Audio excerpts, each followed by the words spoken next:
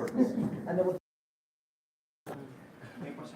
pasabog daw kay Kong. Talaga? Opo. Chinese New Year. Ayun. Sound check. Si Pong Stella kasama. Yes, machine. Yes. Sound check. Sound check. Sound check.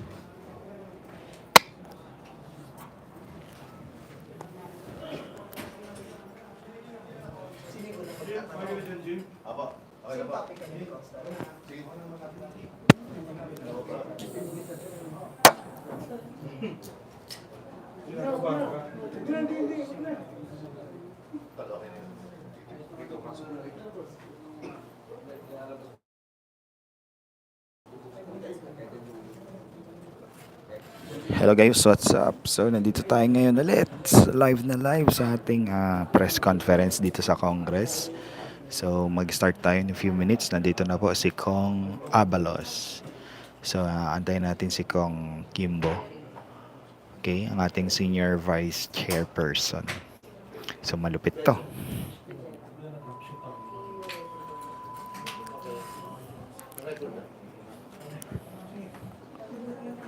Like tayo. Like. In few minutes, mag-start na tayo. Salamat po ng marami.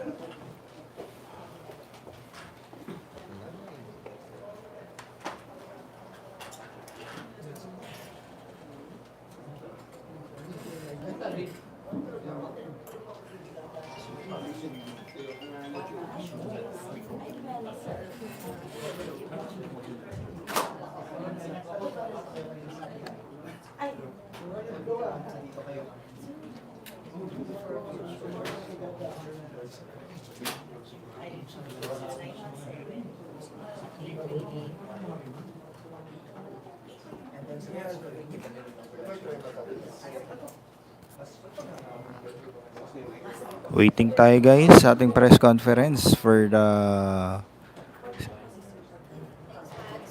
pangalawang beses na to. So nandito na po ang ating mga kasamang media. Yan.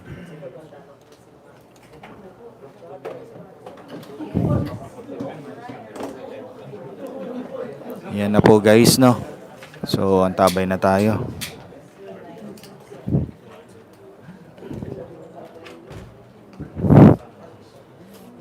Tabay na.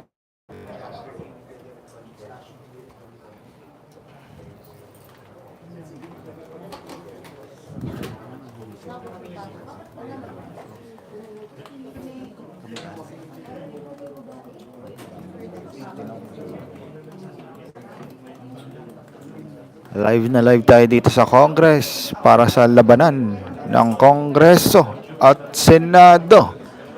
Para ma-push na po ng ating mga Kongreso para trabahuin na ng Senado ang kanilang RBH 7 para makapagdebate na po sila dito sa plenary. Nandito na po si Kong Stella Kimbo. Yan. Ito na po siya. Oh, yan. So in few minutes mag-start na tayo guys. So magaling to si Kong Stella. Kaya makinig kayo talaga dito kasi marami kayong wisdom na marireceive na mapakinggan dito about sa ating mga issue ngayon dito sa ating politics sa ating regarding sa ating economic provision na dapat isulong na talaga at mapag-usapan na. Wag nang mag-eme-eme pa na patagalin pa ang mga ganito kasi urgent to. Kasi kailangan na po natin.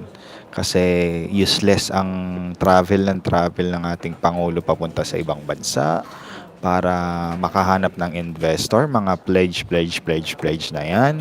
Tapos hindi rin makatanim dito ang ating mga investors. Kasi 60-40 nga. So mapupunta sa kanila 40. So much better kung 50-50, and then sana mapush na rin ang murang electricity sa ating bansa, para syempre pag mura, marami ding investor mag-invest dito. Kasi yung pinaka dahilan din nila mataas ang kuryente natin dito sa bansa. So tuloy-tuloy, in few minutes mag-start na po tayo. Nandito na po ang dalawa nating magagaling na kongresista. Alright.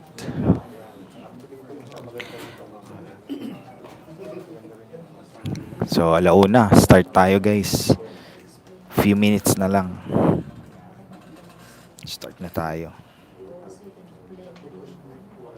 So loud and clear na po ba? Loud and clear, loud and clear. Loud and clear na po ba? Salamat po. Please comment down below kung naririnig niyo po ba ang boses ko.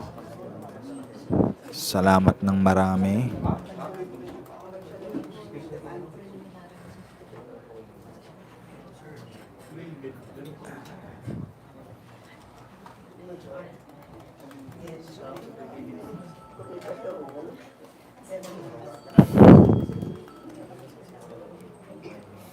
Naririnig na po ba? Hello, hello, hello. Naririnig na po ba? Sino nandyan? Comment down below. Pa-like po natin. 12 pa lang nag-like. Shoutout po sa 187. Like natin. Sino na po nandyan? Yan. Tuloy-tuloy na po ito guys. Bakbakan to guys. Labanan ng Kongreso at Senado. Saan ka? Sa Kongreso or sa Senado? Senado, ayaw nila gawin ang mabuti para sa Pilipino. True, totoo po yan. Kaya marami silang marites. Kung ano-ano ginagawa nila, marites. Ang Kongreso, tingnan mo, professional, nagpa-presscon. Dapat pa-presscon sila, huwag sila pa hearing, tapos dun sila magaganyan. Dito tayo. I-start na tayo in few minutes. Tabay lang po guys. Ang tabay lang. Bakbakan na talaga to. Magaling to si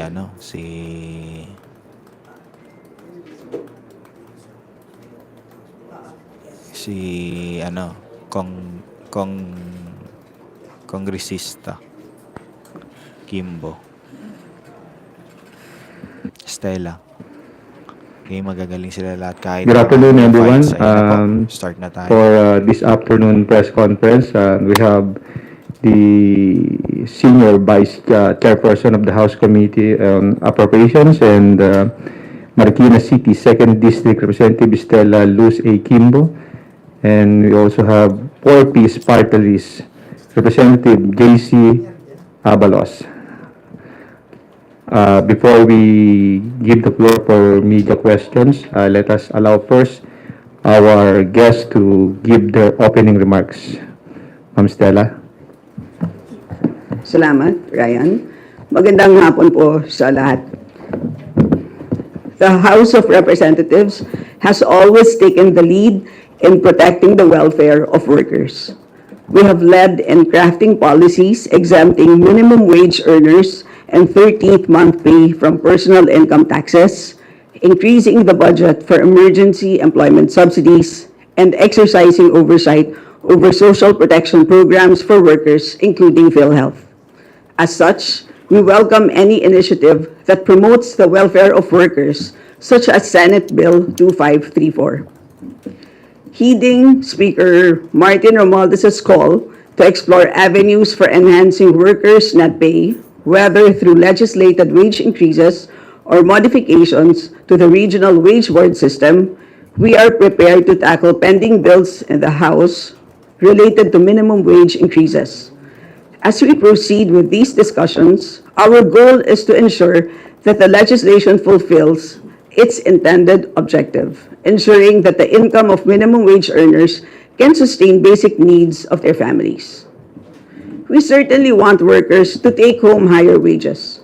However, implementing a uniform wage increase across all regions of the country, each with its unique cost of living, necessitates careful consideration. We want the wage measure to be equitable and considerate of diverse economic conditions throughout the country. Ang 100 peso wage hike sa NCR ay katumbas sa 16% increase. Pero para sa rehiyon, gaya ng Region 9 o Zamboanga, halos 26% increase ito. Subalit ang presyo po ng produkto ay nagkakaiba sa bawat rehiyon. Halimbawa, ang bangus sa Zamboanga ay 160 pesos lang kada kilo, habang halos 170 pesos per kilo na ito dito sa NCR. Sa makatuwid, malinaw na lugi naman ang mga nasa NCR. Malinaw din na kulang pa ang 100 pesos na minimum wage hike sa NCR. Gayun din, mas kawawa ang negosyante sa Zamboanga. Malaki ang itataas ng kanilang gastusin sa pagpapatakbo ng negosyo. The regional wage boards were established through the Wage Rationalization Act to determine and fix minimum wage rates applicable in their region and ensure it is responsive to the regional economic conditions. Because prices vary across regions, we let regional wage boards, consisting of government, worker, and business representatives, determine minimum wages. Ang unang dapat pag-aralan sa mga panukalang batas ay ang epekto ng pangkalahatang wage hike sa buong bansa, ang epekto nito sa iba't ibang sektor, at kung dapat ba nating isang tabi ang regional wage boards o mas paigtingin pa ang kanilang papel upang masiguro na sapat ang sahod sa bawat rehiyon. Pangalawa, kailangan malaman natin ang magiging net effects ng sahod matapos makaltas ang mga statutory contributions. Sa pagtaas ng sahod, magtataas rin ang SSS at PhilHealth contributions. For NCR workers, tataas ang sahod nila from 610 pesos to 710 pesos under the Senate bill. Pero magdadagdag sila ng 290 pesos sa kanilang buwanang kontribusyon sa PhilHealth at SSS. Sa pagkaltas ng contribution sa SSS at PhilHealth, ang net wage hike ng bawat minimum wage worker ay 72 pesos per day or 1,872 pesos kada buwan. Sa kabilang banda, ang mga employer ay kinakailangang magdagdag ng 3,160 pesos kada buwan sa pasahod, sapagkat tataas ng 495 pesos kada buwan ang SSS at 65 pesos para sa PhilHealth. Ang net daily wage cost hike para sa mga employer ay 121.50 centavos per worker. Pangatlo, mahalagang tignan natin ang epekto ng pagtaas ng sahod sa desisyon ng mga may-ari ng mga negosyo. Siyempre, hindi sila papayag malugi. Sa pagtaas ng sahod, ipapaso ng mga negosyante ang dagdag na gastusin sa mga consumer. Kinalaunan, tataas ang presyo ng bilihin. Bukod pa rito, maaaring magtanggal ng mga manggagawa ang ating mga employer upang mabawasan ang kanilang gastos sa pagpapatakbo ng negosyo. We, your representatives, do not want these to happen. Ayaw natin na kung anong ibinigay namin sa isang kamay, kukunin din sa kabilang kamay ng ating ekonomiya. Thus, it is important to hear from our economic managers about the effects of an across-the-board minimum wage hike on our economic health, particularly on the unemployment rate, inflation rate, and the GDP growth rate. Specifically, they should confirm their initial findings that the effect of a 100 peso across-the-board minimum wage hike will result in a drop in the GDP growth rate of 0.5%. Ibig sabihin, dropping from 5.6% in 2023 to 5.1% in 2024. Second, an increase in unemployment of at most 0.7%. This means an additional 364,855 unemployed individuals. And third, an increase in inflation by 0.8%. Ibig sabihin, halimbawa, from the current 2.8% to 3.6%. Kailangan natin tanungin sa ibang eksperto kung ganito nga ang magiging epekto ng across-the-board wage hike. At ang pinaka-importante sa lahat, bilang mga kumakatawan sa lahat ng Pilipino, kailangan naming pag-isipan kung kakayanin ba natin ang mga epektong ito o paano natin haharapin ang mga side effects ng panukala.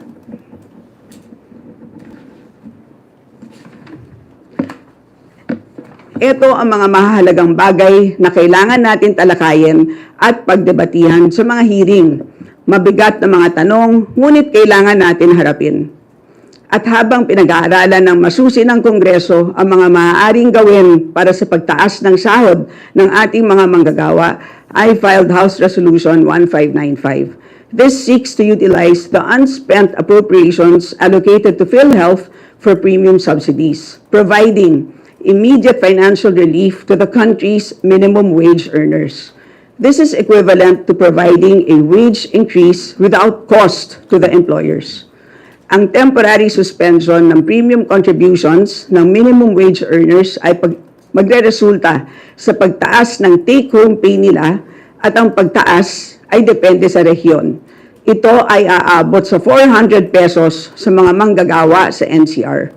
Sa makatuwid, sa House Resolution 1595, hindi kinakailangan ipasa sa consumer ang wage increase na matatanggap ng minimum wage earner dahil hindi dadagdag ang gastusin ng mga employer. At hindi po tayo mababahala sapagkat ang natirang pondo na binigay ng Kongreso sa PhilHealth noong 2022 ay sapat na para bayaran ang minimum wage worker contributions para sa buong 2024. At hindi pa natin pinag-uusapan ang sobrang pondo ng PhilHealth noong 2023. Kaya't hindi ito makakaabala sa kahit na anong hospital payments. At sa huli, hindi po ito laban sa pagitan ng manggagawa at may-ari ng negosyo. At hindi rin kailanman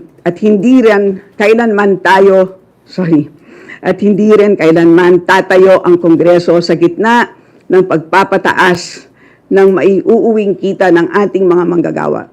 Lahat po tayo ay bahagi at apektado ng ekonomiya. Ang dapat na direksyon natin ay ang pag-unlad na kasamang lahat dahil sa isang umunlad na ekonomiya, mahalaga ang bawat isa. Salamat po. Please like. Salamat po. Magandang hapon po sa ating lahat. Ngayon, ako po ay magsasalita tungkol sa 13 billion pesos na slinash mula sa budget ng DSWD, particularly ang 4-piece program.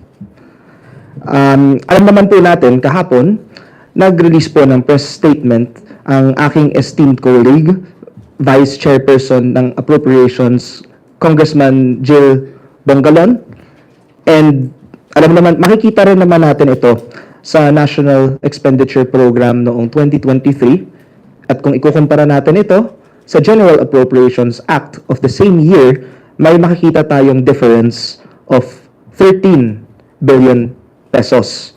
Now, my esteemed colleague, yung statement niya, it was confirmed by the good Senator Amy Marcos, and she also explained the rationale behind the budget cut of 13 billion pesos. I am here today, nandito ako sa harapan ninyo, upang i-explain ang repercussions ng napakalaking budget cut na ito sa ating poorest of the poor, and of course, ang ating flagship program na ang layunin ay i-break ang intergenerational cycle of poverty. Makikita rin natin sa Philippine Development Plan na ang target natin, 28% of beneficiaries must be deemed self-sufficient. So, ano nga po ba ang repercussions ng 13 billion budget cut? Base sa aking meeting with the DSWD, as of this week, ang estimated and projected budget deficit for the 4-piece program for the year 2023 is at 9 billion pesos already. Towards the end of the year, we can expect that number to rise. Why do I say that we could expect that number to rise? Kasi sa proseso ng paghahanap ng mga deficiency, kakailanganin bumaba ng COA sa bawat field office ng DSWD, kailangan nila kausapin ang bawat benepisyaryo ng 4Ps na hindi pa nakakatanggap ng cash grant. So that process of going around the country, going around the field, that would take time. And once makulate na nila yung findings, it is hindi automatic na ma-augment ang budget ng DSWD upang mabigay na ang cash grant ng mga benepisyaryong matagal nang naghihintay ng kanilang cash grant. Alam naman po natin lahat na paulit-ulit po itong problema na nararanasan ng bawat 4Ps beneficiary throughout the years. As a matter of fact, I would also like to highlight the 2023 budget because it was also during that year kung bubusisiin niyo po ang General Appropriations Act. Nakalagay rin dyan mismo. Ang pondo for 4Ps for the year 2023, nagbayad rin tayo dyan ng unpaid cash grants of 4Ps beneficiaries noong 2017 to 2018. So, if you would imagine, may mga 4Ps beneficiary na naghintay ng 5 taon, and then sa 2023, doon lang sila nabayaran. We have to learn from the past. And of course, in order for this program to succeed, we need sufficient funding. And like I said, ito yung effects ng budget slash. Number 1, madedelay ang cash grants ng beneficiaries. Number 2, yung case load ng ating mga city and municipal links of the 4Ps program is currently at 1:500 beneficiaries. So imagine mo, yung social worker, bawat isang social worker, 500 beneficiaries ang kailangan niyang asikasuhin. And it's even commendable kasi yun yung pinakamababang city-municipal link is to beneficiary ratio na na-attain natin sa program. By March, we should expect that the ratio would be 1:800. Obviously because of deficiencies in the budget. That is why I would like to take this opportunity today to use this platform because I would like to respectfully appeal to our fellow lawmakers, particularly to our counterparts in the Senate. Because the House, in the past 2 years na nakaupo po ako dito sa Kongreso, we have always adopted the recommended budget for the DSWD 4Ps program in the National Expenditure Program. Kung may nagsalita during the budget deliberations or sa plenaryo tungkol sa 4Ps program, ang panawagan natin sa Kongreso, pataasin ang pondo para sa 4Ps upang mabayaran na natin ang mga hindi pa nakakatanggap ng cash grant, upang yung mga naka-waitlist sa programa at matagal na naghihintay, hindi na kailangan maghintay ng mas matagal pa. And syempre po, ang pag-reassess. Every year, another common theme in the 4Ps program is that every year, tuwing may nadedalist, we always want due process to be followed. And kapag rini-reassess, gumagamit tayo ng SWIDI. So yun yung Social Welfare Development Index. And that would require added expenses. Kasi marami na namang bababa sa field to verify ang situation ng ating mga beneficiaries. So it is very essential na number 1, para mag-succeed ang ating programa, kailangan hindi na delay ang grants na natatatanggap ng bawat beneficiaryo. Number 2, kailangan marami tayong personnel on the ground na minomonitor ang bawat beneficiaryo. And number 3, kung kulang ang budget and kung mag-a-anticipate na naman tayo ng isa pang budget deficit, it will take time to augment it. Kasi kung kukunin natin sa unprogrammed funds ang deficiency, hindi naman kontrolado ng DSWD yan. Kasi marami rin naman tayong kailangang pondahan na importanteng programa rin. So, what I'm basically saying now is that hopefully moving forward in the succeeding budgets, particularly for the 4-piece program of the DSWD, I hope that sana hindi na po magkaroon ng budget cuts para hindi na maulit-ulit ang ganitong sitwasyon. Dahil ang ating mga 4-piece beneficiary na naghihintay sa kanilang conditional grant, syempre, humihingi rin sila ng accountability mula sa government. And of course, magandang ibigay natin sa kanila yon and magandang mapagsilbihan natin sila ng maayos by providing our department the adequate funding in order for them to carry out their functions to the best of their abilities. Maraming salamat po. Thank you, ma'am. Thank you, sir. May we call on RG Cruz of ABS-CBN for the first question. Kong Stella, this is for you, but you can face the camera na lang.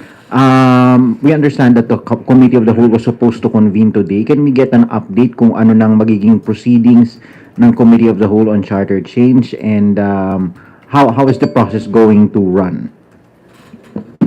So, this, well, as of this afternoon, the Committee of the Whole will be moved to Monday. So this is because of the availability of the resource persons. So as you know, napaka-importante ang inputs ng ating mga resource persons sa panukalang batas na to.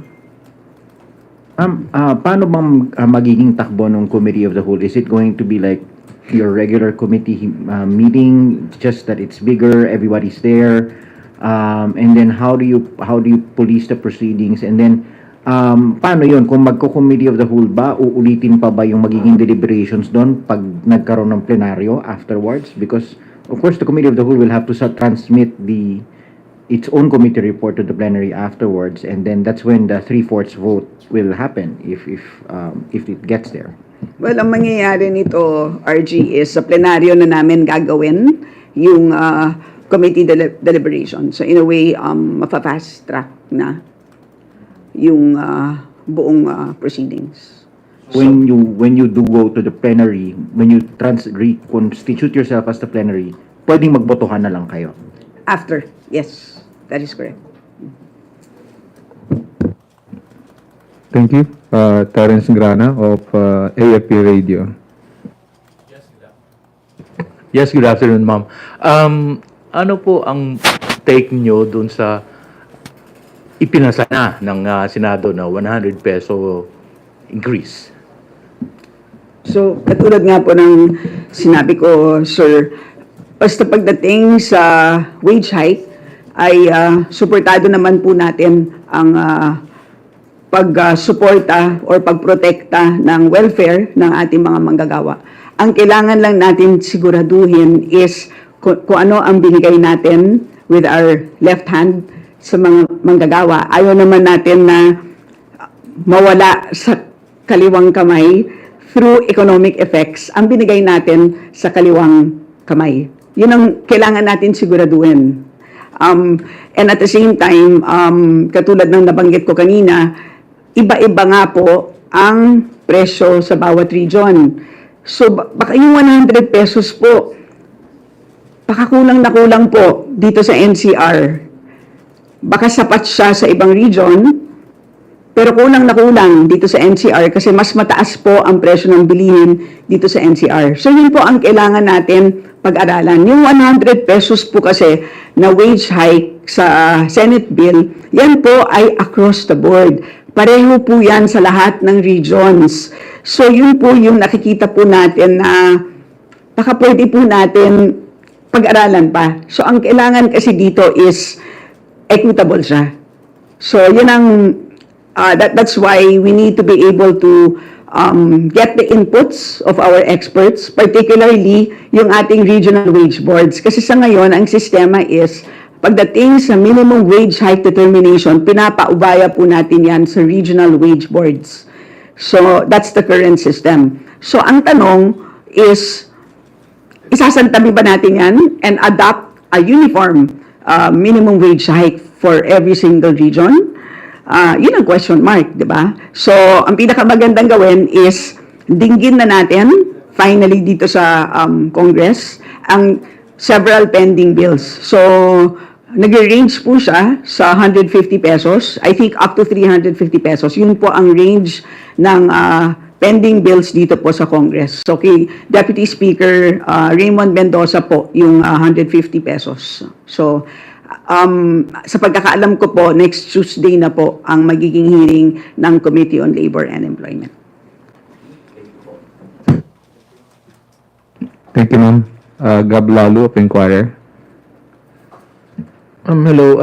Last Friday, kasi previously, di ba may sinabi kayo na yung pag nagtaas ng sweldo, ma-hurt yung mga MSMEs, mahihirapan yung mga small businesses. So, last Friday, I relayed your fears to labor leader Luca Espiritu. And sabi niya, kung yung MSME argument daw, ang nagpo-push lang daw nun, yung mga malaking kumpanya. So, ang suggestion niya, kung concerned daw talaga ang government sa mga MSMEs, bakit hindi i-subsidize ng government yung wage increase cost ng mga MSMEs? Kumbaga, yung gobyerno magbabayad nung itataas ng sweldo. Ano pong tingin niyo sa ganung proposal? Actually, hindi ako nagsabi ng comment na yun tungkol sa MSME. But anyway, gayon pa man. That's fine. Yes, that's fine. But gayon pa man, sa pagkakaalam ko, exempt naman po yata ang MSME sa Wage Rationalization Act. So, I think that already covers it. So, hindi na natin kailangan pang pag-usapan yung exempt po sila. Ayan. On the 4-piece issues naman, sinasabi kasi ni Senator Amy Marcos na yung remove na funds, talaga namang hindi nagagastos. Kumbaga, hindi pa siya nare-release kasi. Kaya pinatanggal na lang. Instead, ibalik pa sa treasury. So, what can you say about that? Yes. Thank you for raising that question. Gusto ko rin sana habulin yan, no? According to the good senator, hindi nagamit, 45% lang ng fund yung nagamit. And that is the supposed rationale kung bakit tinanggalan ng 13 billion pesos. Ngayon, ito lang naman po yung issue natin tungkol dyan. Tinanggalan ng 13 billion pesos noong 2023. If we were to review the 4-piece law, nakalagay po dyan na dapat merong nationalized household targeting system to be renewed every 3 years. Yun yung tinatawag nating listahanan at dyan natin kinukuha ang mga beneficiary ng 4-piece. Ngayon, balikan po natin ang listahanan 3, listahanan 2. Listahanan 3, supposed to commence on the year 2019. Hindi pa po ako member ng Congress during that time, pero aware po ako na for that particular year, the budget was passed at the end of the first quarter. And normally, natatapos siya bago matapos ang calendar year. So that is fortuitous event number 1. Second event na hindi natin na-foresee, 2020, tumama yung pandemic. Now, nag-commence yung listahanan 3, 2019, dapat by 2022, tapos na siya. So, ano yung explanation kung bakit 45% lang ang nagastos ng DSWD? Yan lang ang nagastos ng DSWD kasi na-exhaust na nila ang pwede nilang gastusin.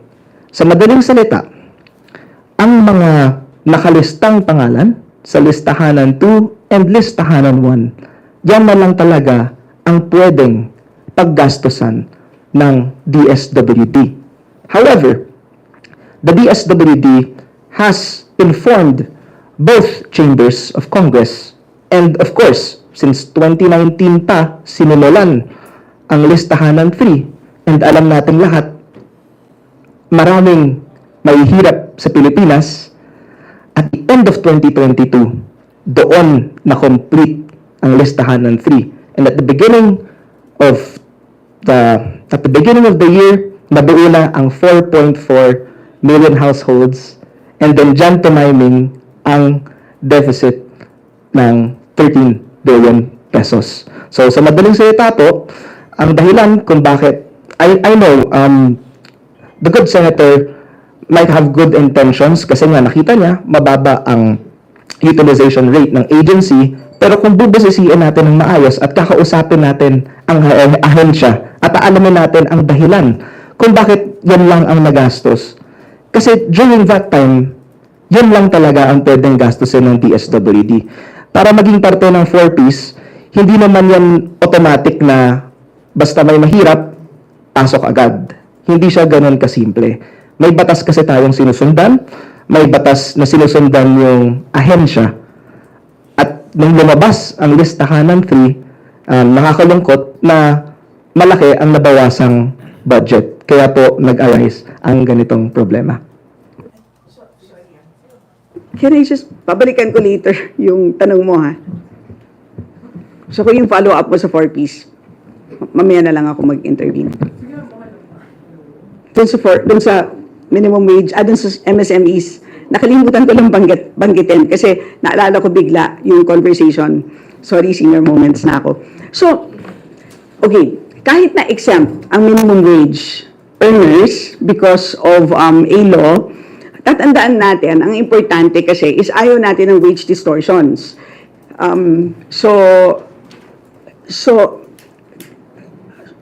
Kahit na ang wage hike affects to the, the minimum wage hike obviously affects only the minimum wage earners, kailangan din natin i-adjust yung next income bracket, di ba? Kasi syempre, hindi naman pwedeng magiging pareho ang sweldo ng pinakamababa at yung susunod.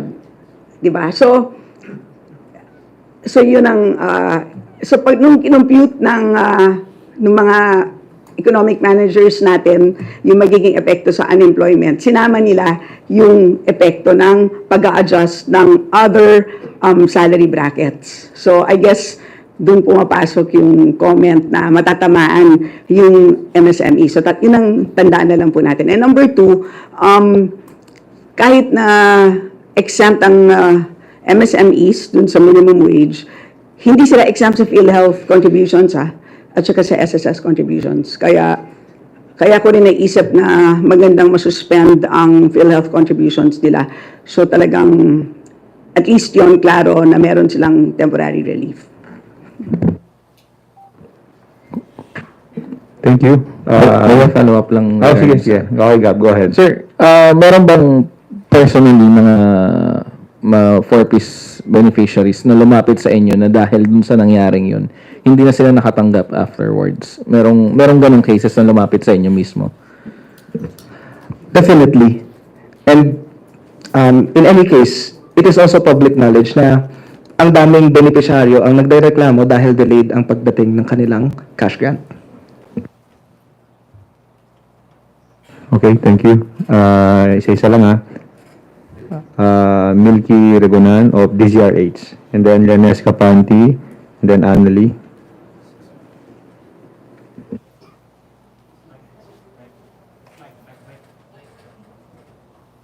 Good afternoon.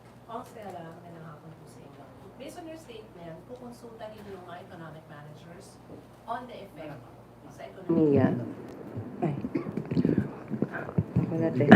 Ako na mag-out. Kong Stella, based on your statement, kukonsultahin yung economic managers kung ano maging epekto sakaling mapasa yung anumang amount of wage hike dito sa Congress. Pero po ba tayong titignan na time frame? Kasi ang sabi ng labor groups, kailangan na daw nila ng aumento sa sahod sa kabila ng patuloy na pagtaas ng presyo ng mga bilihin. Yes, so katulad ng sinabi ko, beginning Tuesday next week, mag-umpisa na ang pandinig sa mga iba't ibang minimum wage hike bills natin. So, urgent matter ito, importante. And alam naman natin, mataas pa rin ang presyo ng bilihin. Pero kahit paano naman, at least in the last 12 months, kahit paano naman po, bumaba na rin naman po ng kaunti ang inflation natin. At least compared to 12 months ago. Kasi sa ngayon, nasa 2.8% tayo. Of course, mataas pa rin ang presyo ng bigas. Pero kahit paano, yung ibang presyo ng ibang commodities, kahit paano nag-ease ang inflation. But gayon pa man, Tuesday next week, we'll start the hearing of these bills. And we will expect some report from the economic managers from Malacanang. No, we will By Tuesday. invite them as Okay. resource persons, katulad ng usual natin na gawin. Ma'am, samantalahin ko yung tanong yung divorce bill, finally nasa plenaryo na ng Kamara. As a Lady Solon, especially as a wife and mother, your stand on this?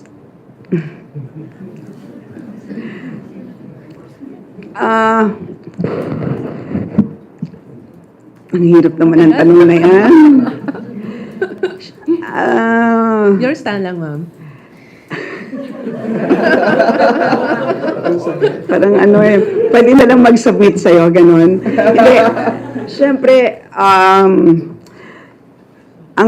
mga parameters, syempre dyan is, yung una sa lahat is yung mga sitwasyon that leads to marriages that need to be dissolved. Right? Halimbawa, mga sitwasyon na nagkakasakitan, diba? Yun naman talaga ay dapat, sa ngayon kasi hindi siya ground, hindi po ba? So, tingin ko kung yan ay, kung ang existing laws sana natin ay maging klaro na yan ay ground for separation, sana yung existing framework pwede na sana amyendahan na lang.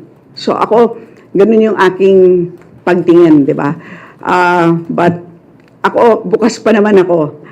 Sa akin, yun yung mga, wala pa rin akong pinag-iisipan pa, basically. But ako, at the end of the day, bilang babae, ang pinaka-importante sa lahat ay dapat naman ang bawat babae or lalaki kailangan safe at happy sa isang relasyon. So, ang stand mo sa ngayon, ma'am, is pinag-iisipan pa. Oo, at bukas, at syempre, I will have to, kasi hindi siya madali, hindi siya, kailangan pakinggan at kailangan isipin din kung ano ang modalities ng pagbuwag ng isang relasyon. Madali bang may papasa, ma'am, yung divorce bill? Yun din yun, di ba? May consideration din na ganun. May political considerations kung magiging mahirap, madali. Meron bang mas madaling paraan and at the same time that addresses all our needs. Kaya ako, I will carefully study the matter. Thank you, ma'am. Thank you. From GMA Online, Jonas Kapanti, you're recognized. Good morning po. Yung number 2 ko pa yun. Pero yung number 1, ma'am, listening to your arguments, sa tingin niyo po ba ang gustong i-pursue ng House ay wage hike, but the wage hike will, yung amount ng wage hike will vary per region?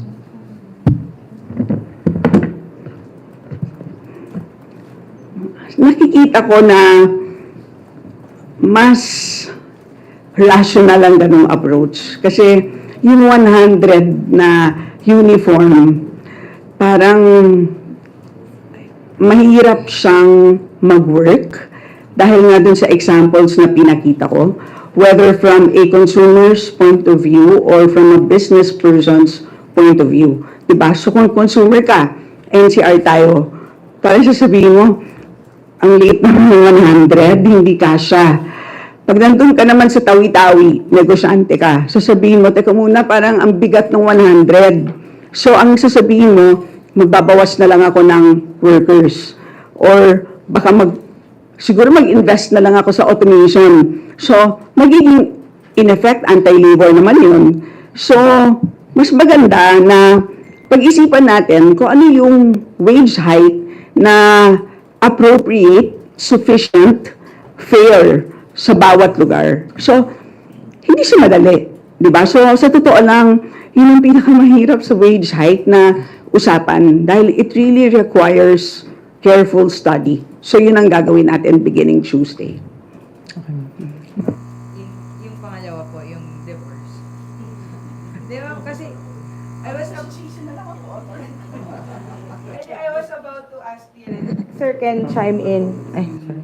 Sir, can you chime in? Kasi nabanggit niyo po yung, yun nga na hindi explicit sa existing laws na domestic violence is a ground for annulment or psychological incapacity, yung mga ganun.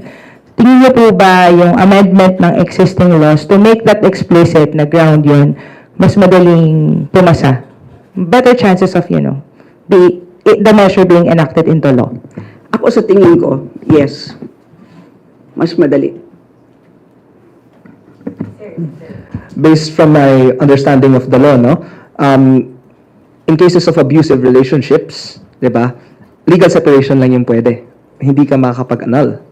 And bilang isang co-author ng divorce bill, naniniwala ako na it's about time because out of all the countries in the world, it is only us and the Vatican. But at the same time, it is also important to give respect to the multitude of religions we have in the country.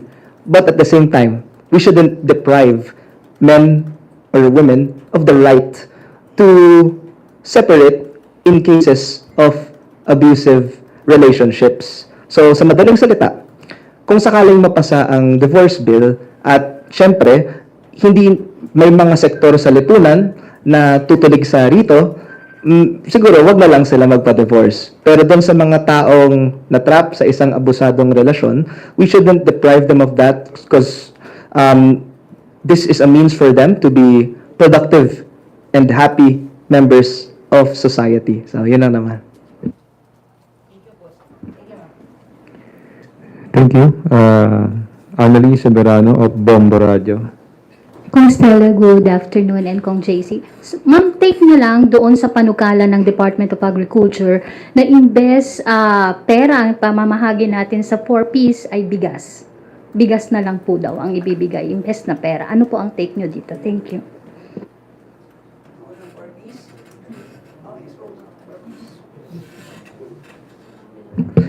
Of course, I think we need careful study and scrutiny on that, but if it were to be my personal preference, syempre, mas maganda pa rin in the form of cash grant. Kasi yun na rin yung nakasanayan natin and there are already systems in place kung paano ma-receive ng beneficiary ang cash grant.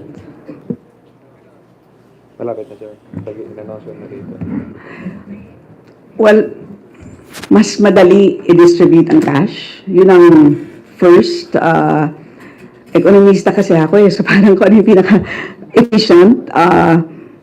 And ang pag nagbigay ka kasi ng cash sa isang mahirap na pamilya, yun din naman ang pupuntahan ng cash. Mapupunta talaga sa your most basic need, which is bigas.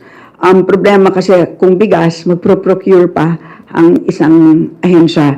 And alam naman natin na hindi tayo magaling sa pag-procure, nagtatagal, and at the same time, baka alam niyo na, magkaroon pa ng kung ano-anong pangyayari. So, yun ang mga downside. Pero ang kagandahan sa bigas, alam niyo, sure ka, na mapupunta talaga si bigas, hindi siya mapupunta sa sugal or alak or sigarilyo. So, yun ang may upside, may downside.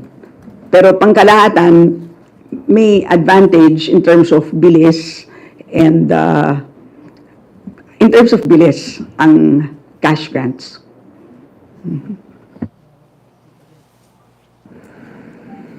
Okay na? Kat Forbes of Radio Pilipinas. Ayun, good afternoon po, Kongs. Hingi lang po ako ng comment or statement ninyo doon sa directive ni PBBM sa DSWD and NEDA na magkaroon ng, mechanism para magkaroon ng automatic adjustment yung cash grant sa 4Ps para makasabay siya sa inflation. And if ever po, baka meron na rin po kayong nakikitang suggestions. Thank you po. Yes, I'm glad you asked that question. Actually, here in the House of Representatives, sa committee natin on poverty alleviation, nagkaroon na tayo ng technical working group kung saan meron tayong consolidated bill. Hindi lang ako sure kung kailan siya nakaschedule for second and third reading, pero natapos na ng technical working group na ito and ina-adjust natin ang amount ng cash grant para makapagsabay siya sa inflation. So for example, dun sa educational grant, 'di ba? The elementary level meron diyang 300, gusto sana natin gawing 500 dito sa house. Junior high school, 500 pesos ngayon. Dito sa house, gusto natin gawing 700. And then sa senior high school, from 700, gusto natin gawing 900. And of course, gusto rin natin pataasan dyan ang kanilang mga health grant to around 1,750.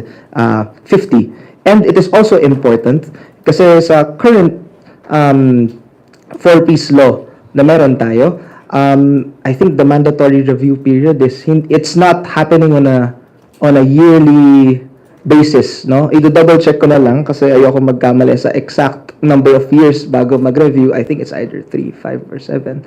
But here in the House, we proposed that the review period should be once a year because hindi naman natin alam kung kailan darating ang susunod na pandemya o sakuna. So at least every year, rene-review natin. And kung sakaling magkaroon ng emergency at mabawasan ang buying power ng peso, madali mag-make ng adjustment. Napakahalaga rin na every year meron tayong mechanism in place kung sakaling i-adjust yung presyo dahil every year rin natin inaasikaso ang budget. At least kung magkakaroon ng adjustment as to the amount of cash grants na pwedeng matanggap ng isang 4-piece beneficiary, kami dito sa Kongreso and siguro sa Senado, at least mapapasok namin sa budget ang wastong halaga upang magampanan ang mga nakasaad doon na presyo ng cash grant.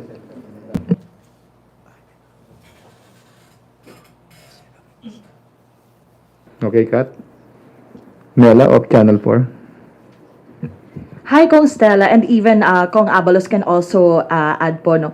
About lang po dun sa pag-move sa Monday sa RBH, pagtalakay sa RBH 7, can you share to us, sino-sino po ba yung mga inaay natin na may conflict sa schedule? Kasi I understand even the DBM parang nasa Cebu po ngayon. And sino-sino po kaya yung inaay natin na humarap din dito sa pagtalakay ng RBH 7? And natanong ko na rin po to actually kaninang umaga. Pero may I ask also your view na even si President Marcos sa isang interview kahapon ay nireiterate niya talaga yung kanyang pagnanais dito nga sa economic charter change na talagang mapush na sa Kamara at Senado. Pasensya na po, wala ako sa Committee on Rules, so hindi ko alam yung, at sa Committee on Constitutional Amendments, so hindi ko nakikita listahan. But generally, nakikita naman natin na inimbitahan would be, of course, the chambers, no? Kasi sila yung, sila yung directly affected, yung mga mismong foreign investors na papasok. So, para ma-validate kung ano ba talaga yung pakiramdam ng mga foreign investors, ano yung pagtingin nila sa Pilipinas. At sila yung nagre-represent kasi ng mga yon. That's number one. Number two, nandiyan din yung mga maapektuhan ng mga pagpasok ng ating mga foreign investors. So kasama dyan yung mga representatives ng small businesses. Number three, of course, ang mga ekonomista, members of the academe, na silang makakapagbigay hopefully ng isang objective na pananaw. Dahil ang mga to, matagal na po nilang pinag-aaralan ang economic provisions at kung ano ang naging epekto nito sa ating ekonomiya. So, alam nila may mga case study sila, ano nangyari sa Piatco, etc. Meron silang estimates ng cost to the economy. So, yun ang mga invite po natin. So, hindi ko alam kung sino may, and of course, syempre, ang ating economic managers. Hindi ko alam po kung sino may mga schedule conflict. Pasensya na po. Of course, I think it is a welcome development that this will be discussed sa plenary bilang isang committee of the whole. That way, there will be more people, more minds on board. Mapapakinggan natin kung ano nga ang pulso ng ating mga foreign investors, ano ang tingin nila sa ating bansa, and at least on the part of the House of Representatives, mas maraming magpa-participate and malalaman talaga nating lahat at mabubusisi natin ng maayos kung ano nga ba ang magiging benepisyo kung buksan natin ang ganitong mga talakayan.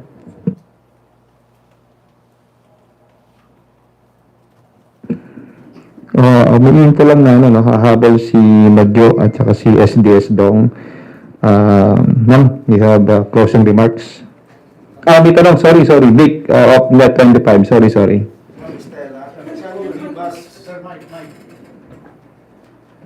Hari mag-mic ka, maraming gusto makarinig ng boses mo.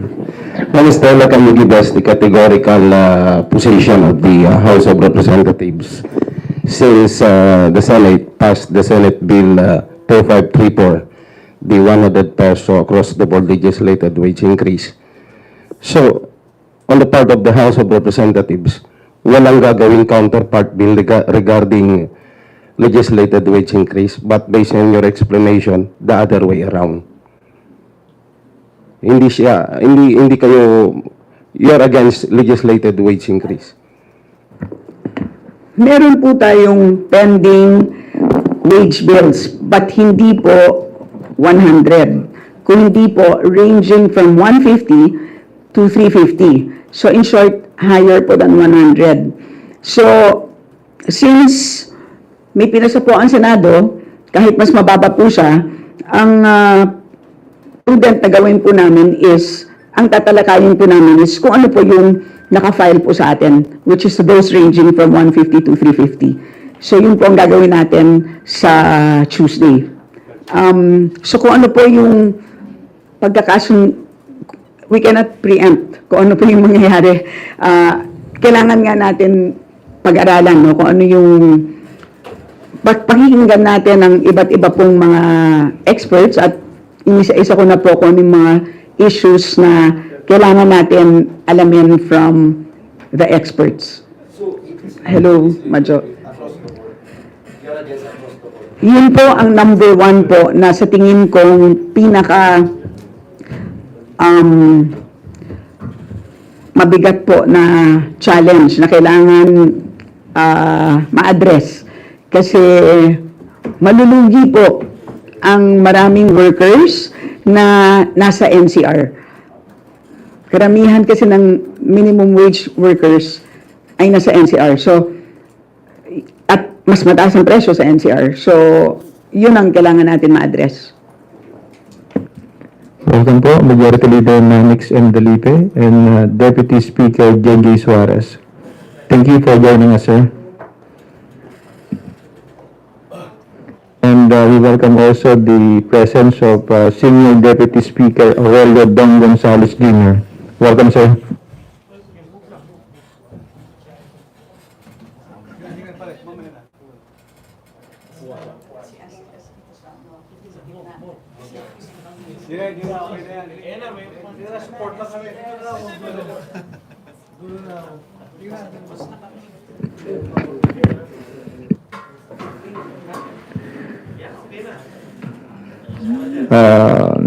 Sir, do you have any opening remarks or go na tayo sa question? RG Cruz of ABS-CBN. Sir, for the majority leader, can you walk us, si Kongster already told us kung bakit hindi natuloy yung Committee of the Whole today, but my question na lang for you is, can you walk us through the process, what will happen in the Committee of the Whole on Monday and in the succeeding days, and then what will happen all the way from the Committee of the Whole until the plenary and the 3/4 vote? Yes, I think it was already announced that we have rescheduled the Committee of the Whole hearing to Monday. It is for the reason that we have already been inviting the resource persons and they'll be available on Monday. So it will be a series of hearings, and I do not yet have a definite timeline until when we'll be conducting the hearings. But definitely, we would allow members of the House of Representatives to exhaustively discuss and deliberate on House Bill number 7. So, inimbita po namin yung mga resource persons, kung may mga tanong ang ating mga kasama dito sa Kamara, they can ask and we'll proceed. And wala pa namang kaming ibang kwan. But after, and then finally, if we have we're ready to present the committee report, then we'll present it to the plenary in session. Sir, ano po bang pinagkaiba ng ng Committee of the Whole proceedings dun sa nakagawian nating committee proceedings versus dun sa plenary deliberations naman po? The committee of the whole involves everyone already. Unlike in a regular standing committee, you only have members who are elected to be part of that committee. Here, everyone is already part of the committee of the whole. And it is a process which will in fact expedite the proceedings, wherein deliberations on the committee of the whole will now be more inclusive of everyone in the House. So kasama na po lahat. Hindi na to paulit-ulit pa. Kasi kung gagawin natin sa committee level lang, tapos limited lang yung membership based on the elected members of the committee, uulit na naman sa plenary session yung mga tanong na dapat natanong na ng lahat kung na-convene natin as a committee of the whole, which we are doing will be doing on Monday. So, mas mabilis lang siya, yung process. And if I may add, Majo, one advantage of the Committee of the Whole is everybody gets to participate in the discussions. As opposed sa isang committee hearing, tulad ng sinabi ng ating majority leader, yung mga miyembro lang muna ang magdi-discuss. So given the gravity of the topics to be discussed, given that we will be discussing, debating on amendments of the Constitution, we thought that it would be fit that everybody should participate. All 309 members of Congress participate, and let us open the doors to everybody's ideas, opinions, suggestions, topics, violent reactions, if there may be, just so that we can show that there is indeed truthful discussion from all sectors, from all regions, from all districts, from all provinces, represented by the respective congressmen duly elected by their constituents. Pahabol lang po akong tanong kay Majo. So, ibig po ba sabihin nun, pag natapos yung Committee of the Whole proceedings, pagdating sa pag-submit nyo ng committee report sa plenaryo, magbobotohan na lang kayo? Yes. That's part of the process, unless the committee of the whole decides another recommendation. So, as far as regularity, yun yung magiging proseso natin. When we go on second reading, then we will vote on it on second reading. Sir, so after you have your third reading, magsa-second reading, tapos magsa-third reading, after third reading, aantayin nyo na yung version ng Senate, and then, what happens next? After ng third reading po, what happens next? Well, we will transmit it to the Senate, what we have done, ang output namin. Is it possible that you will just also adopt their version as an amendment to your version? Yes, anything is possible. If it will expedite things to make things faster, because even in previous conversations with the Speaker, masaya na nga kami, even the House leadership and the other members of Congress, masaya na kami sa nangyayari ngayon na pinag-uusapan na to, pinagdedebatehan na to sa Senado. It's a start. For 4 decades, there has been nothing happening in the Senate with regards to the amendments, particularly on the proposed economic provisions which are deemed restrictive by would-be investors. So ngayon, we're happy. I mean, if we can push through and have at least 3 economic provisions amended and would lift those restrictions, and we'll be happy. Okay na kami doon. Thank you, sir. Just to add.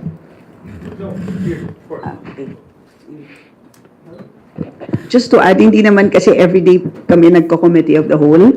So it reflects that we treat the matter with utmost urgency. And importance. And so, yes, Majo, it's very important to us because sinabi na rin po yan ng Presidente. So kami po ay, we take his instructions very seriously. And at the same time po, as you know, we've had over 300 bills filed in the last how many decades? So, ibig sabihin, ilang beses na rin po namin ito tinake up sa committee level.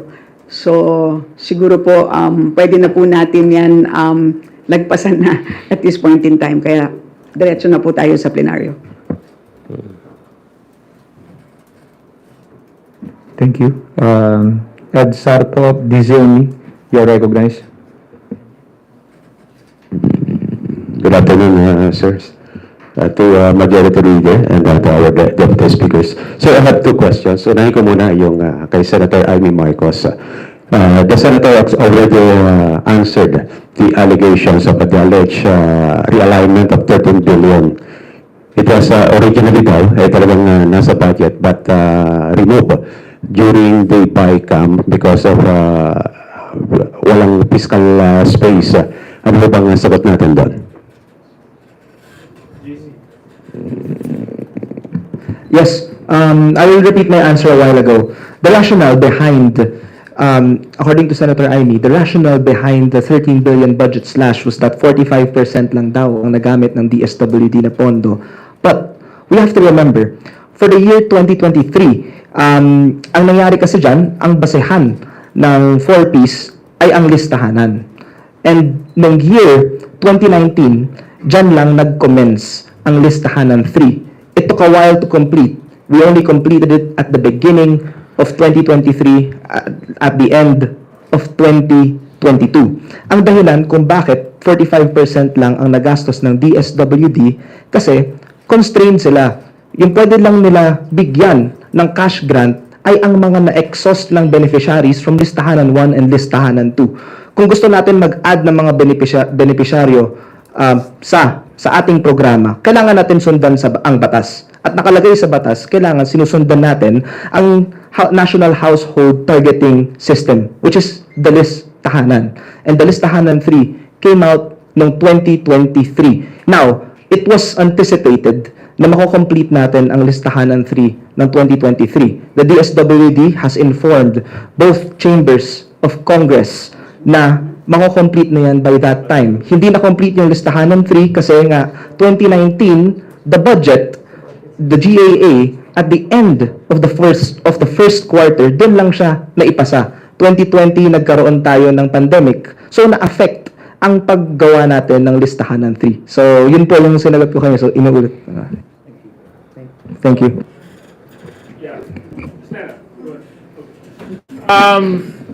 Unang-una, I think the question is, dahil na inamin ng ating mahal na senador na nagbawas siya ng pondo, I think ang tanong is, ilang milyong Pilipino ang naapektuhan dahil dun sa pondong nawala?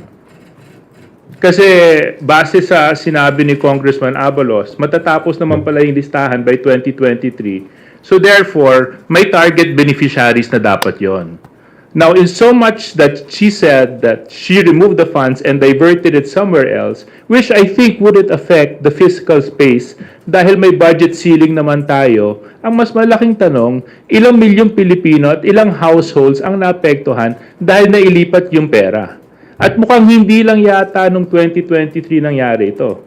So, JC, can you elaborate on this? Yes, to elaborate on that further, nakipag-meeting ako sa DSWD just recently.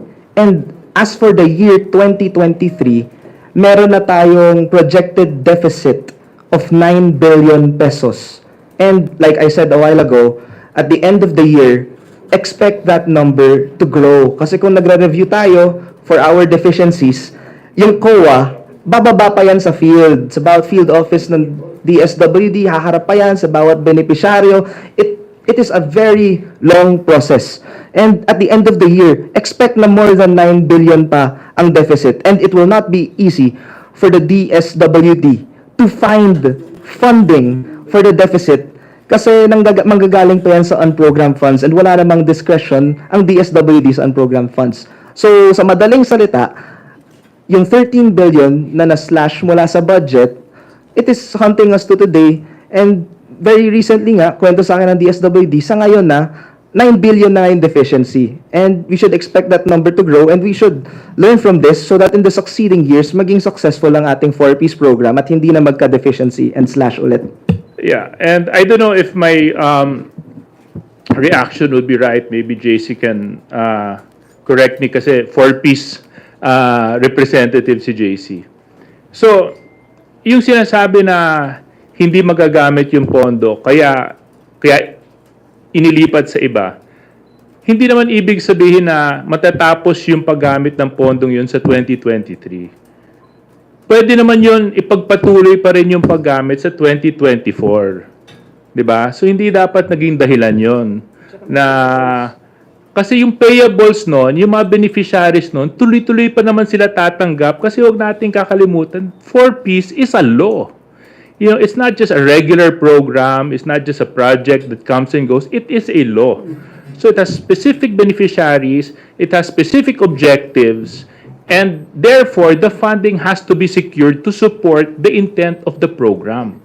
Now, of course, with this revelation that we found out a few days ago, I think it is incumbent upon the House to find out kung ano naging epekto nito sa programa, number 1. Number 2, kung ilang milyong Pilipino at households ang naapektuhan sa programang ito. And of course, kung babasihan po natin yung statements ni Secretary Rex kahapon, kung paano pa natin palalakasin yung 4Ps, no? I think the President has come up with some ideas in how to make it more responsive considering the inflation that is happening in our country. Para sa ganun, yung piso mo dati ay ang effect nun ay piso pa rin katumbas na tulong ang may bibigay ng gobyerno. So, yun po yung aking opinion tungkol po doon. Sir, pwede pang another question. One more. On Pastor Apollo Kibuloy.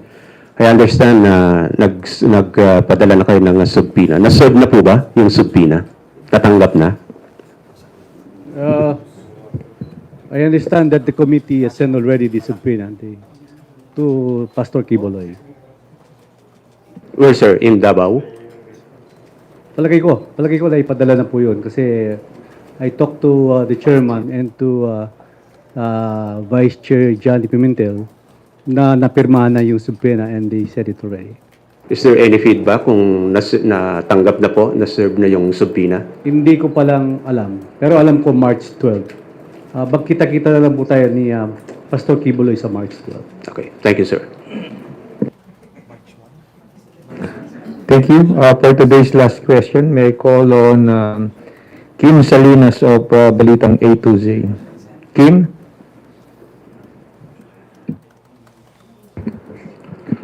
Good afternoon po.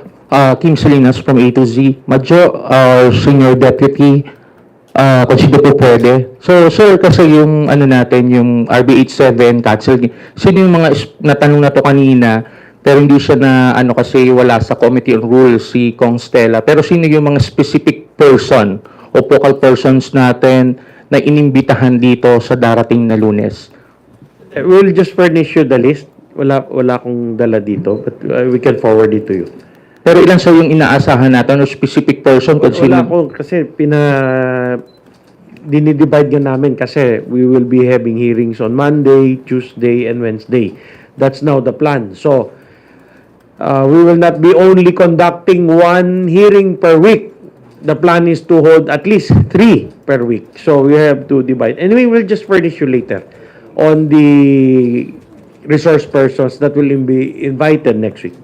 Sir, last question. So, po, ibig sabihin, sir, talagang itong committee on the whole natin na gagawin, talagang tapos gagawin nyo pang 3 times a week, talagang urgently needed na maipasa itong RB87, sir?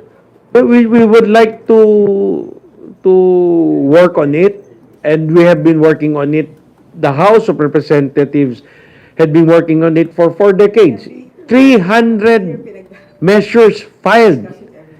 So, yung kung roadshow nga, nagawa na namin yung roadshow, yung mga hearings regarding amendment, constitutional amendments, nagawa na yon. So, ngayon, it's another repeat. In fact, some of the resource persons will be inviting again for the nth time. Babalik-balik na lang kami. But since we are so concentrated in trying to help this country, especially in amending those restrictive economic provisions of the Constitution, and also with the orders of the President President Bongbong Marcos that the Senate take the lead and we follow suit. Ito na. Hindi lang kami, we're not just following the Senate, but we're also trying to add more time to see to it that we will be able to hear everyone by convening the committee of the whole, and as much as possible, we'll try to exhaustively discuss it. Kaya lang hindi kami mag-hearing dito once a week, 3 times a week at lahat na. Hindi to subcommittee, hindi lang standing, buong plenaryo, buong membership ng House of Representatives nandyan na to show our seriousness and to show our desire to push for those economic provisions be enacted. Very quickly lang po, just to assure you, hindi po kami shortcut. In fact po, parang repeat performance na lang po ang ginagawa namin because nga, paulit-ulit na po namin ginawa ito. Hindi, ito yun, hindi kung shortcut, hindi na kami mag-hearing 3 times a week. Diba? Mga 1 oras lang pwede na. But we want to show, we're gonna hear it 3 times a week. We're gonna hear it for a couple of weeks. Kung hanggang saan matapos yung mga tanong ng ating mga congressman. So, ganun kaseryoso yung House of Representatives. And it's our work ethic. Ganun naman talaga kami magtrabaho. Diba? We work double time. We work all the time. In fact, I mentioned a few days ago, since we work hard, we work double time, overtime. We have already passed a lot of the led-up priority measures. Ganyan po. Kaya napapasa namin. Kaya ngayon, kung nagtatanong po kayo na matatapos namin to, obviously, we'll be able to finish this with 3 hearings a week. I'm sure we'll be able to act with dispatch on this measure. We thank our House leaders, Madjo Manix, Senior Deputy Speaker Dong, Deputy Speaker JJ, Congresswoman Teacher Stella, and Congressman JC for joining us today. To everyone, thank you for your participation. See you tomorrow.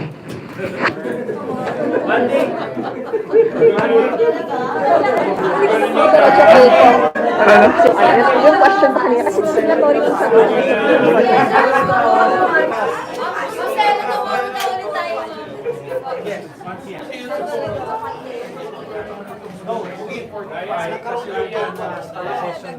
Inuwan pa namin yung session.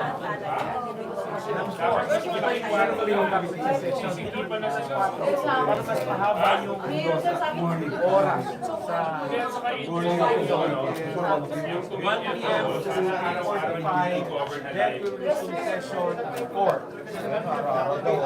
Iwan sa week, 3 times a week pa.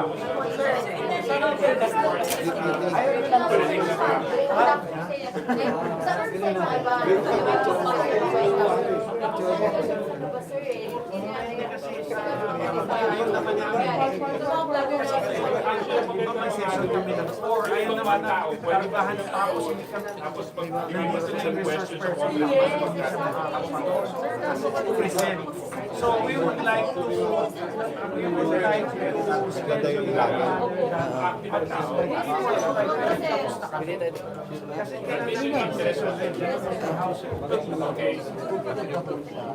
Uy, tubig nyo.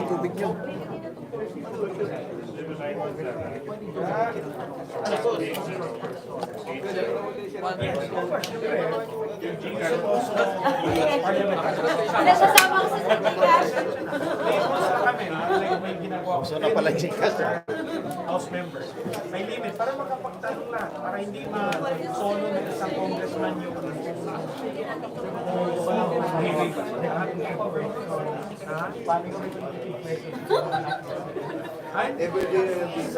sa chair na yun. Iba't na sa pagpapadaran. Meron pa. Meron pa rin. Procedure. Wala ka rin sinabi. Kailan dito, para hindi na po. Kasi gusto namin na sa committee na kasi committee na policy amendment. Remember na pag-ulit na naman ng tanong. Diba?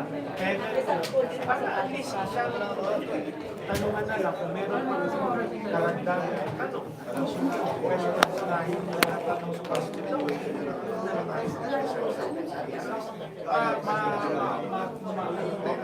Ma-discuss na yung queries ng mga house members.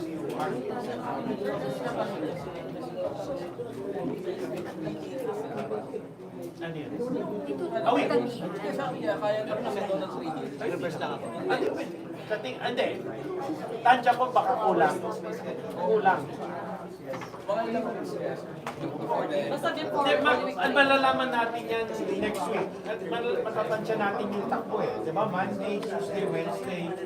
Eh kung alam masyado nagtatanong eh, baka naman matapos agad. Eh kung marami nagtatanong, magiging mahaba. Kasi yung mga hearings Ha? pareho lang. Hindi. Yes, lahat. Pati hindi lang itong Congress, paulit-ulit ka lang sa amin. Eh, gusto lang namin, pakita rin na, maski nagawa na namin, we're going to have 3 hearings a week, not only for 1 hour per hearing. Kasi baka may mga bagong inputs yung mga na baka yung mga ibang hindi na imbitahan. Check, check. 5 1, years ago, 8 2, years ago, or last year, may imbitahan. sound check. Sa Lunes. 1, check, check. 1, 2.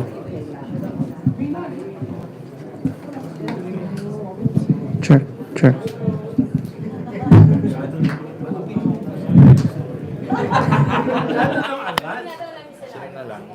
Lipat na lang. Good question. Mas ang pwede natin sabihin, yung version Check, namin, check. 1, 2. Headphone mo. Check, 1, 2. Check. Check. so, baka gusto nila, kung kami, Check. 1. so, hindi. Sure. If your question is paano yun, sama. Makukuha namin. Together. Diba? Di ba kailangan magsama kami? We have to be together to solve that issue. Pwede na yung bukas na. Sagutin niya wala. Bukas Monday na. Monday daw, Monday.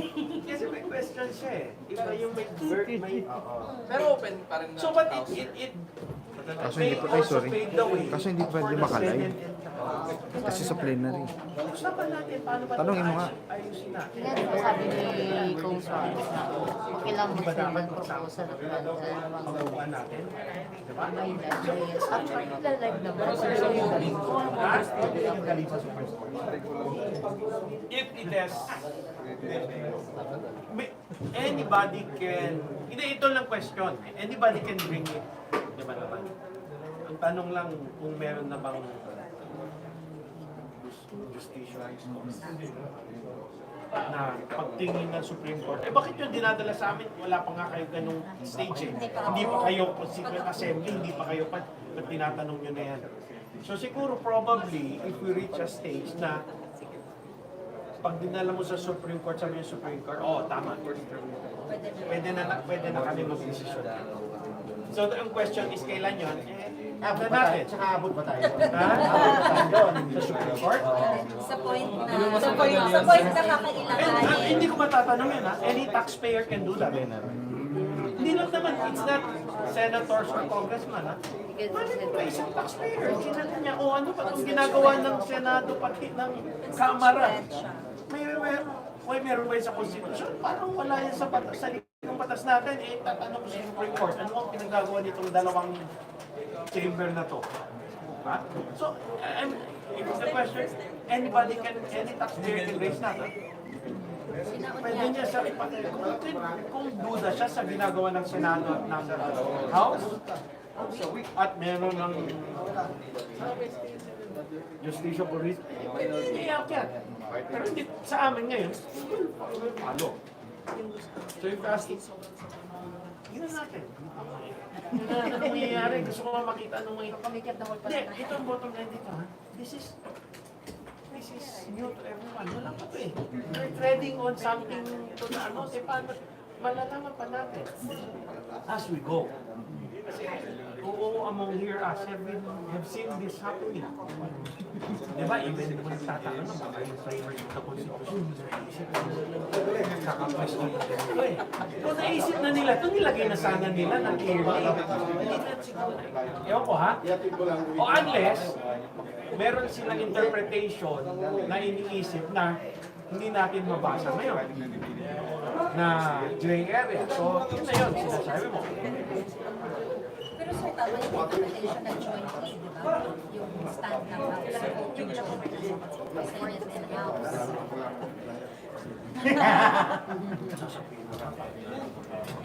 Kontrabid. Oo, ganyan naman talaga. Awang, biro mo. Tinatanong ako. Rumor ko sa Senate. Ganun pa kami ang boto eh. Parang kami nang mismo dun sa Senate. So, wait natin. Paano po lang yan? Sa Monday na lang yan. Ito na. Masyadong excited eh. Para may...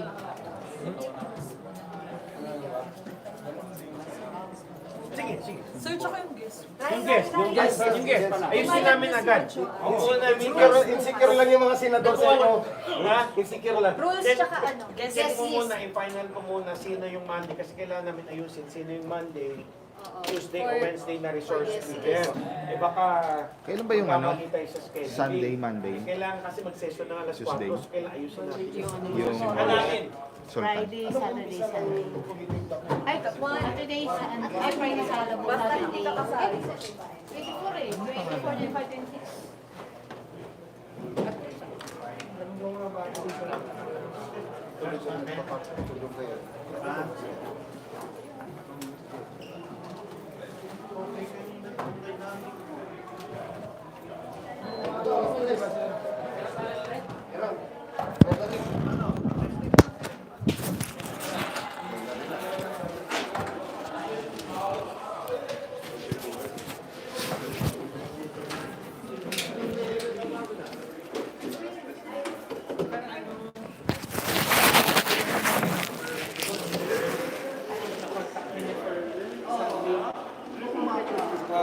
Kailan ba alis?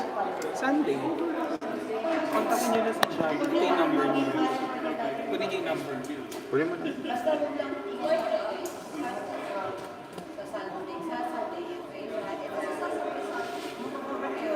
Okay guys, tapos na ang ating press call.